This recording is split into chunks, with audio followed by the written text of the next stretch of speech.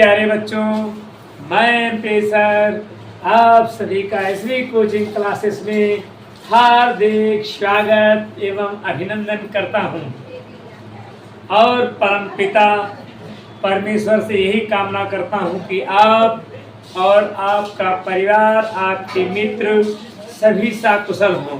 आज हम लोग पढ़ेंगे हाई स्कूल और इंटर में, यानी मैंने लिख दिया 9th to इंटर में संकलित श्री रामधारी सिंह जी का जीवन परिचय, जो यूपी बोर्ड में बहुत ही ज़्यादा पूछे जाते हैं। तो आइए हम लोग देखते हैं। मैंने लिखा है जीवन परिचय श्री रामधारी सिंह जी का।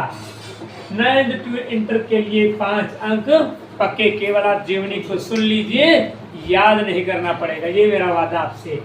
हेडिंग डालेंगे साइड में किनारे में, जीवन परिचय श्री रामधारी सिंह जी का जन्म सन 1908 ईस्वी में बिहार के मुंगेर जिले के सिमरिया ग्राम में हुआ था। इनके पिता श्री रवि सिंह का इनके जन्म के 2 वर्ष बाद निधन हो गया, यानी कि पिता का नाम था रवि सिंह। इनकी प्रारंभिक शिक्षा गांव में हुई तथा उच्च शिक्षा पटना से हुई। ये अध्यापक बने, बाद में सब रजिस्ट्रार बने, प्रचार विभाग के उप निदेशक बने। सन 1952 ईस्वी में राज्यसभा के सदस्य बने। सन 1964 ईस्वी में भागलपुर विश्वविद्यालय में उप कुलपति तथा भारत सरकार के हिंदी सलाहकार के पद पर चयनित हुए। सन 1972 ईस्वी में उर्वशी रचना पर इन्हें ज्ञानपीठ पुरस्कार मिला।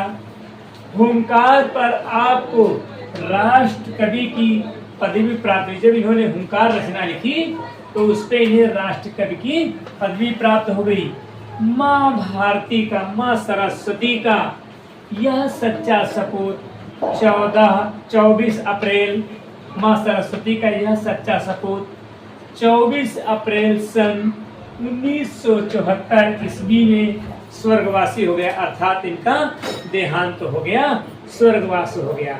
अब देखते हैं दिनकर जी की रचनाएं क्या हैं। तो मैंने प्रमुख रचनाएं लिखी हैं। रचनाएं या कृतियां, महाकाव्य में उर्वशी एक महाकाव्य है। खंड काव्य में प्रणभंग, रश्मिरथी और काव्य संग्रह में रेणुका, हुंकार, इतिहास के आंसू, नीम के पत्ते, ये मैंने लिखा है। और भी बहुत सी रचनाएं हैं। निबंध संग्रह में अर्धनारीश्वर, रेती के फूल, ईर्ष्या तू न गई मेरे मन से, ईर्ष्या न गई तू मेरे मन से। तो ये तो बच्चों मैंने प्रमुख रचनाएं लिख दिया है, इनका आप स्क्रीनशॉट लीजिए। फिर इनकी भाषा, शैली, साहित्य में स्थान, ये आपको इस स्क्रीन के बाद में। तो बच्चों आपने दिनकर जी के जीवन परिचय का स्क्रीनशॉट ले लिया। आगे आते हैं उनकी भाषा पे। देखो बच्चों, मैंने हेडिंग डाला है भाषा। दिनकर जी की भाषा परिमार्जित खड़ी बोली है, यानी दिनकर जी ने अपनी रचनाओं में परिमार्जित खड़ी बोली का प्रयोग किया है। उसके बाद हेडिंग शैली।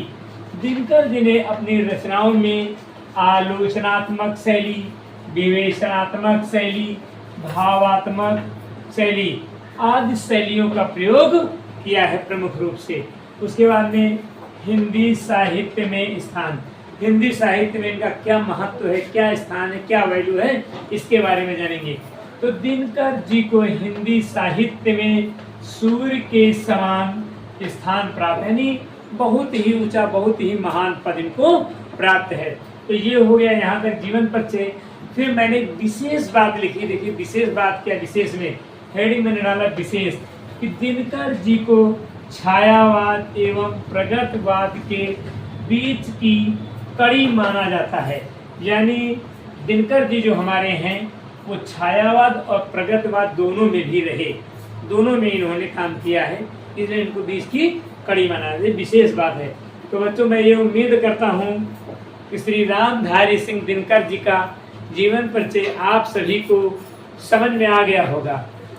पढ़ने से याद करने से ज़्यादा समझ में आता है सुनने पर। अगर आपने ध्यान से सुन लिया है या ध्यान से सुन लेंगे तो ये जीवन परिचय आपको हमेशा के लिए याद हो जाएगा, आपके तथा आपके छोटे भाई बहनों के लिए भी ये काम आएगा।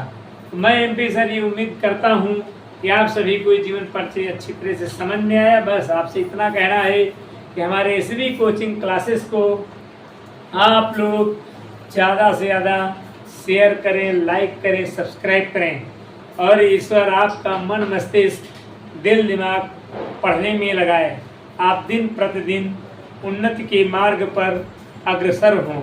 यही मेरा आप सभी के लिए आशीर्वाद और शुभकामनाएं हैं।